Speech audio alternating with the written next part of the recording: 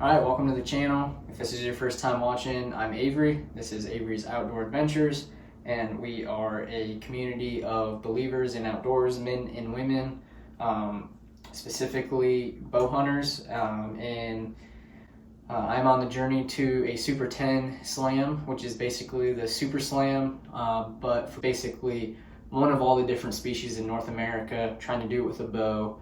And basically I track what I'm doing along the way to get ready for that. Most of the time it's getting better at archery specifically, and then we have hunts every year that we're videoing as well.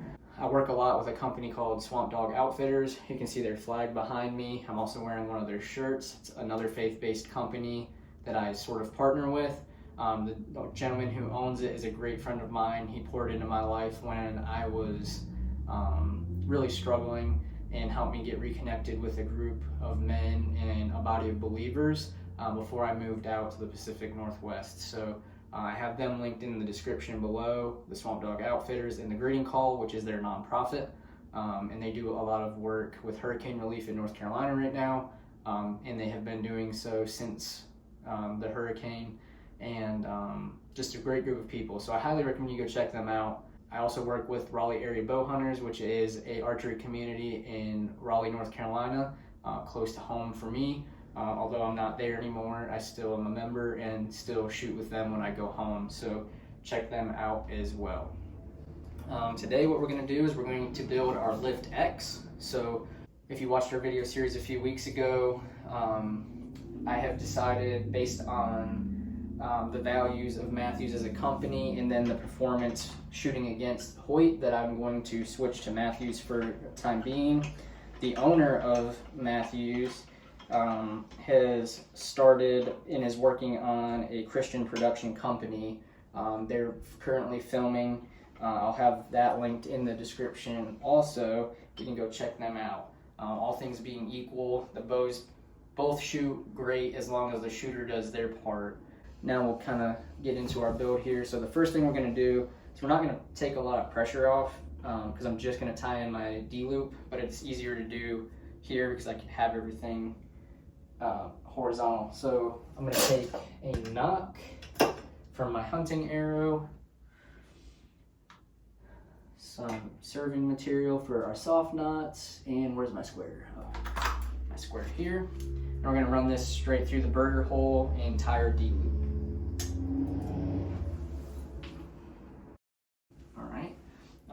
For the soft knots, I'm just going to use black. I like to leave a little bit of serving between the soft knots, so there's just a tiny bit of wiggle room, 1 or 2 servings worth. I have a pretty short draw length, so I don't need a ton, as I don't really struggle with knock fit that much, but it's worth leaving just a little bit.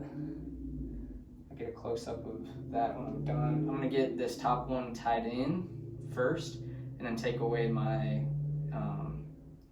square here, just so that I know that I'm in the right place. So take that off. I'm going to finish this with a top knot. I always like the knot to be at the back, where the back of the nock is, just so that there's no pinch and that it's out of the way. I'm going to burn off the ends of that and burn that down.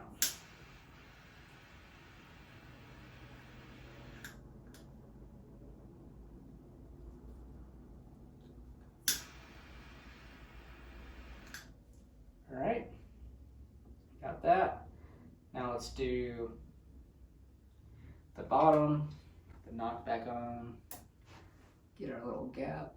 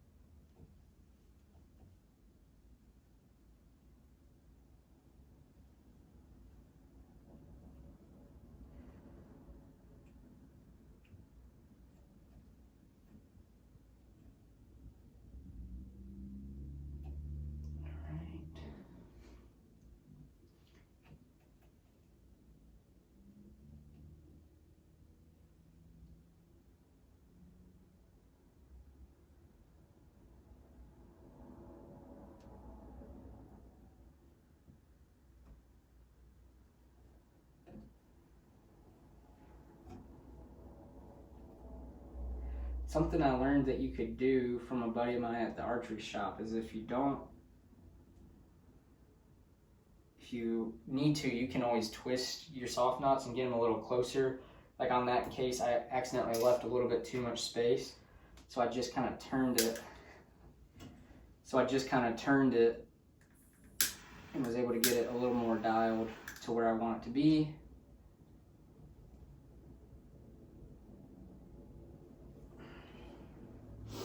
All right. Now with that in place, we have about a serving of slop. Okay, that's about perfect. So we'll get our actual D-loop tied. I usually use green because 1, it's my favorite color, and 2, it's really easy to see in the woods, like in a tree stand or whatever else you might be. I don't know what else you'd be doing in the woods, but it's really easy to see. So get this tied in.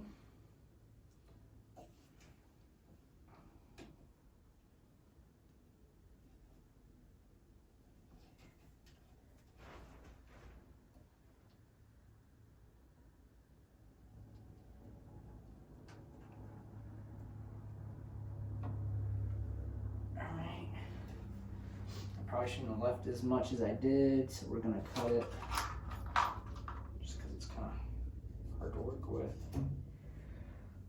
Some people will tie this already cut. Some people tie it and then cut, or I'm sorry, tie it and then cut it to length and then burn it. I don't really have a preferred method, and I haven't really. Okay, I'll start over because that's garbage. Trash.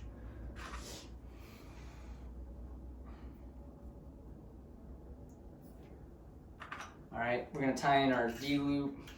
I usually start with like 5 inches of material, like that. What I like to do is I like to do one end, burn it, then do the other. Some people prefer to burn both ends and do it that way. I'm not sure that there's a big difference. If there is, tell me below that I'm wrong. I'm okay with that. But I'm not sure that there's a big difference. So we're gonna burn one end really good and get a good bead on it.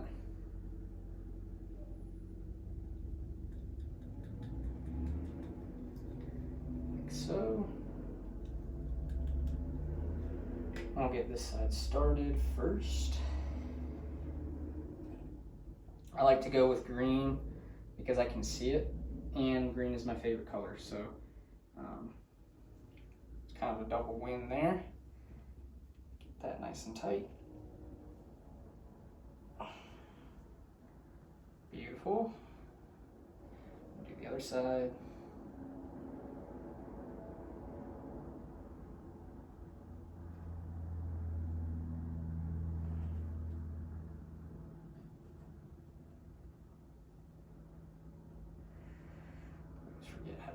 Because I do like 2 a year.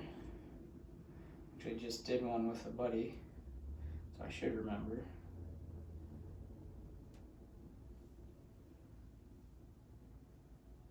Come on.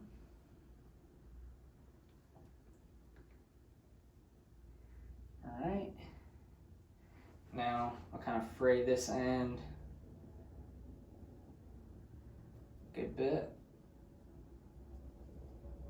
Take a little bit off because it's a little long, I do believe.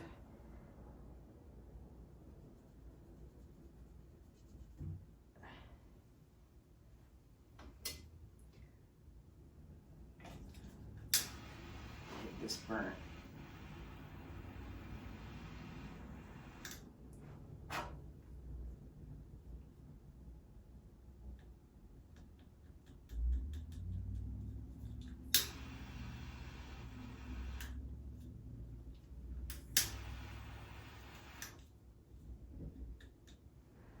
All right, give that a second to cool, and we'll back it into place.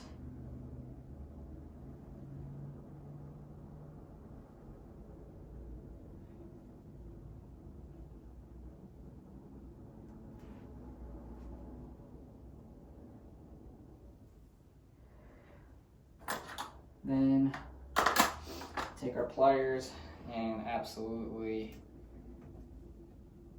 get on top of it here. So.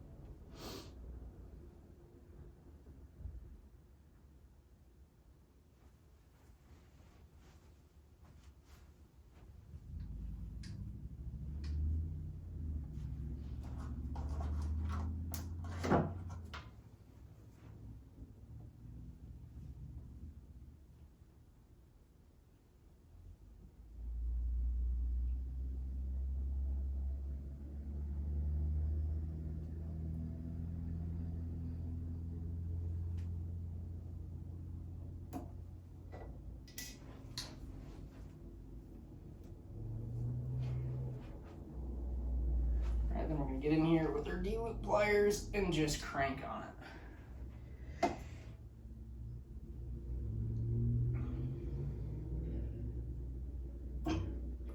All right. Got our D-loop. Crank on it one more time, just make sure. And check our knot fit. All right, there's a little wiggle room in there. That's about perfect. Next, we'll tie in our peep, we'll tie in our peep next. Let's see, where's that at? I just rock the Hamskea Insight system. That way I can change the aperture if I need to. This looks like it has pretty small in it. I think it's going to be too small, but I like this because I can run all my peeps the same and just change the aperture based on the sight. What I'm going to do is put a little more pressure on the lens. Got this nice string separation here. I'll get that put in. And we want the peep facing up. And then what I like to do is take this blue piece and chase it up to the top so that I can hold on to it for the future.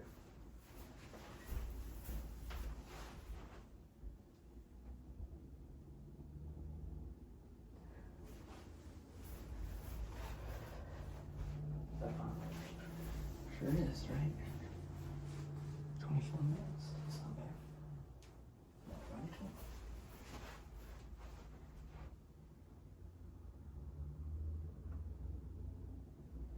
Alright, and we'll save that for the future. Put our peep in, and we'll take off the pressure and just see where it rotates to.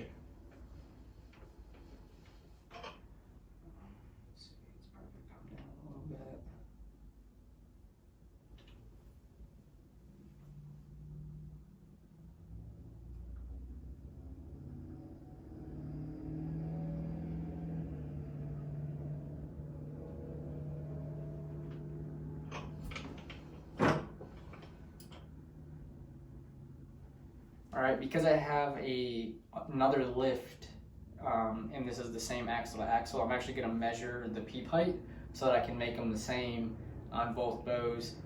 Can't usually do that, but you can usually use that to get close. And we'll of course fine tune it when we shoot through paper.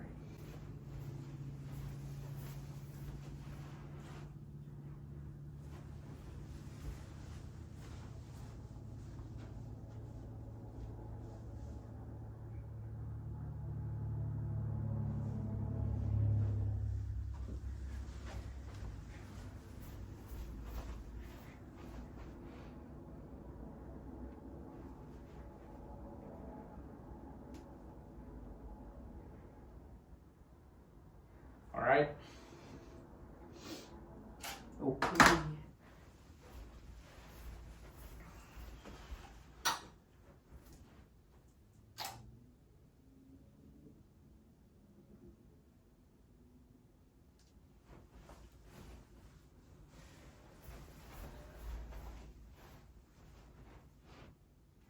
All right, this should be pretty close. So what we're gonna do is take our serving material and we're gonna do a temporary tie.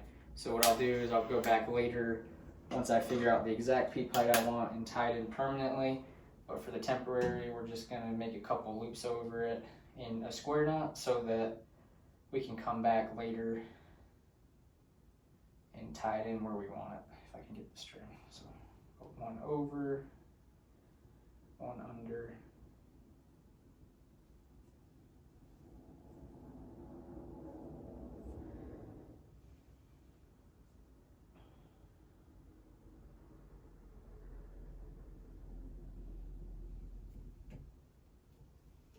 Square knot.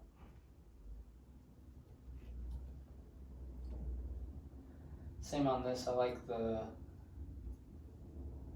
knot to be at the top. Oh, that was terrible. Nope. Try that again. It's a terrible square knot. Try not to cut the string.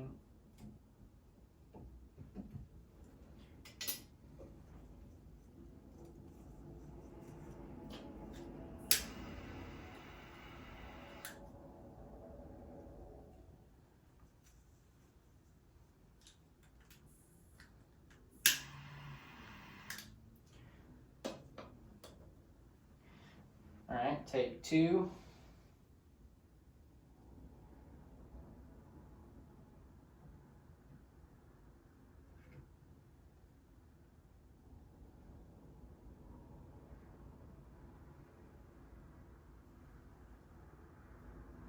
Over.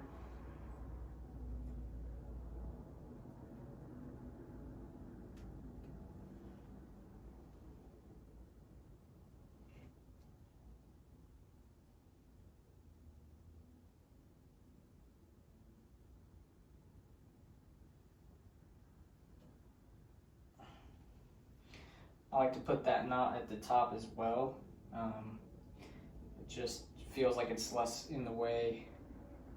I don't think it probably matters, but now we're going to turn the peep to the side because we want to make sure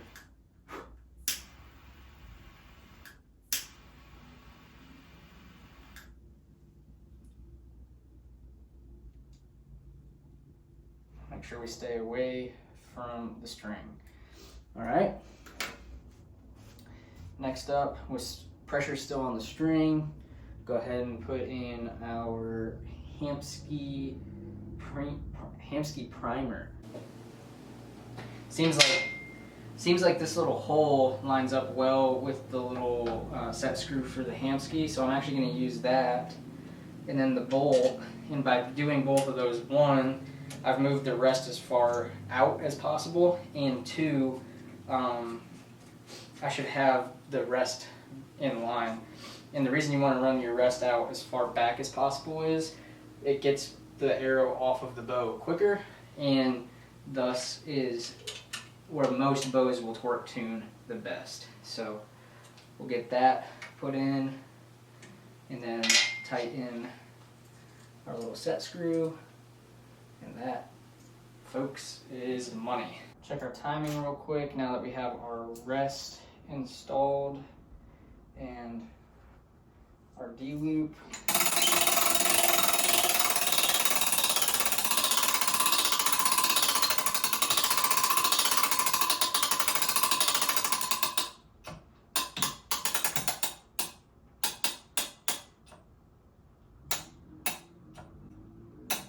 On the top, that's absolutely money.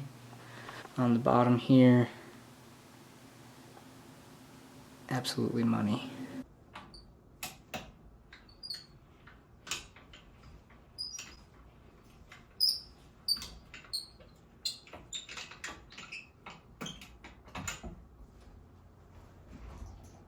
Alright, seldom do we get that lucky, but both cams were perfectly in time.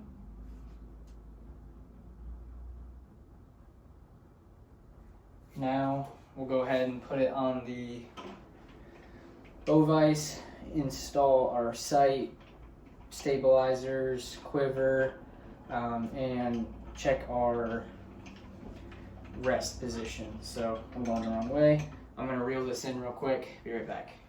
Alright, what I need to do now is level the rest, meaning that the arrow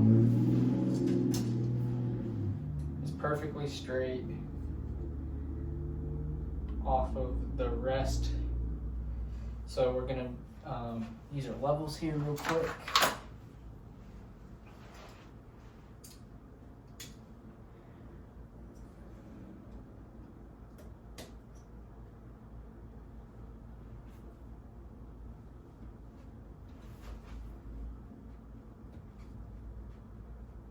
And so you can tell from here that our rest is a little bit high, so we're going to bring that down and get the arrow flat. So we're just going to bring the rest down just a hair and get that level.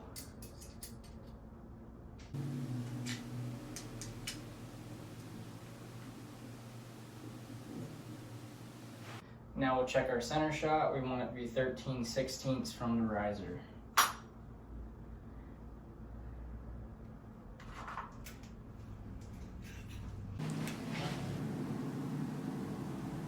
All right, so our rest is in perfect center shot position. So it's running straight vertical through the burger hole, and we got our left and right is perfectly at 13/16. Both cams are in time, D-loop, peep sight tied in. All it's left to do is put accessories on and tune it. So, all right, because of the nifty Mathews limb legs, what we're gonna do is we're actually going to move over to our desk and finish the build. All we've got left to do is put on our sight, stabilizers, tie down our rest, and shoot through paper. So let's go ahead and move over to the desk and get our accessories installed. Let's get our stabilizers on first. There's no real rhyme or reason to why, but it seems like the thing to do. I just have Bee Stinger stabilizers and a Bee Stinger 10 degree down. I've been playing with the 10 degree down for a little while now. I like the way it holds, so I'm gonna do that again. It also kind of matches the bow from last year, and because they're the same axle to axle, same brand, I'm trying to keep them as close to the same as I can. That just makes shooting them much easier. I'll make sure that this is nicely vertical so that you're not getting any weird cockiness. And then crank this bad boy down. Then I just have a Bee Stinger, I think this is a 10-inch, I believe, out the front. It's great for ground blind tree stand. I can use it for both. That just seems to work really well. Move this forward. Bee Stinger back bar. This is a 6-inch. I'm gonna just go into this back mount here and just make sure that that's level before we crank on it.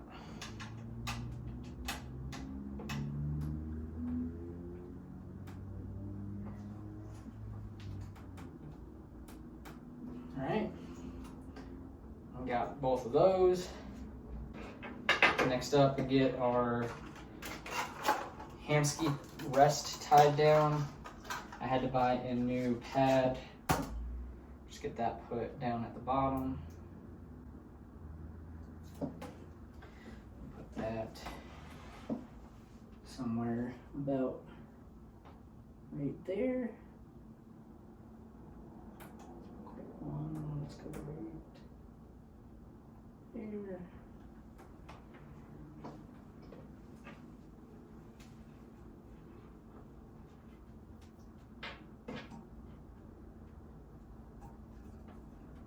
Like I mentioned, I'm at some point going to use a bridge lock because I don't get any of the benefits of the tight quiver using such a wide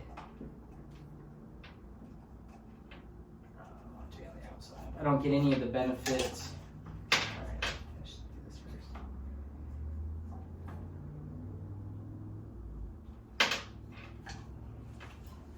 Fucking around, let's fuck around.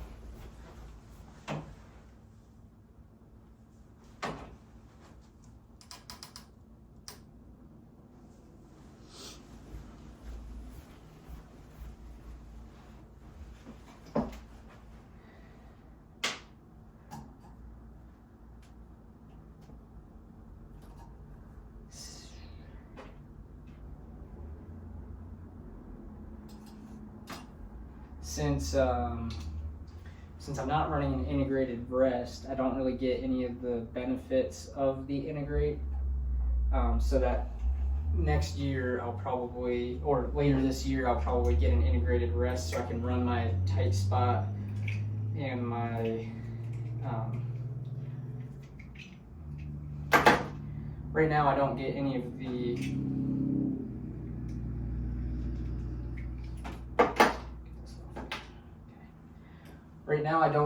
the benefits of having a tight spot quiver because I have all this off the side of the bow. So what I'll do is I'll end up getting an integrated rest at some point just so that I can get all of my accessories closer to the bow.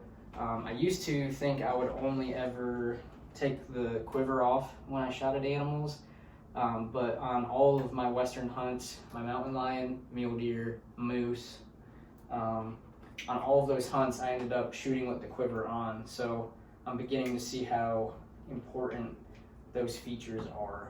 So I'm going to make sure this is really tight before we crank on it. It'll most likely come loose 1 or 2 times and we'll just have to retighten. But that is our rest. Alright, now we'll put our sight on. This year I'm using the landslide for my target and hunting bow. The idea there is that by using the same sight for both, I would get a better sight picture and I would feel more confident at full draw behind the bow. So we're going to use this. I'll show you a close-up. This is a double pin. I'll flip the bow around just so I can see where it goes. There we go. And then we're just using the little bridge lock bolt to get that put in place. So should be right about there.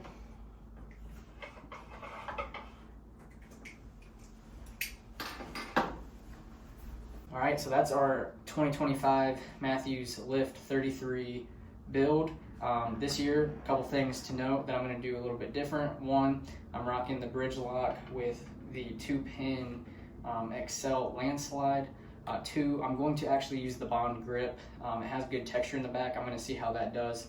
98% of the time I end up wrapping the bow, so I'm not 100% sure that I'm going to stay with that, but for now that's what we're going to rock. And then different than normal bow builds, I'm actually going to tune this separate video. Look for that in the next week or 2 because I want to show off some of these features and I have a cool idea for a video for you. So please like, comment, and subscribe. It really helps me out, especially as I try to grow, trying to get to 500 subscribers in 2025. So we've got about 200 more to gain. I think it's very doable, and if we can achieve that, then we'll just keep that goal going up. But that's our build. We'll get this tuned up and start doing some shooting here in the next little bit. So thanks for watching. Catch you on the next one. Bye.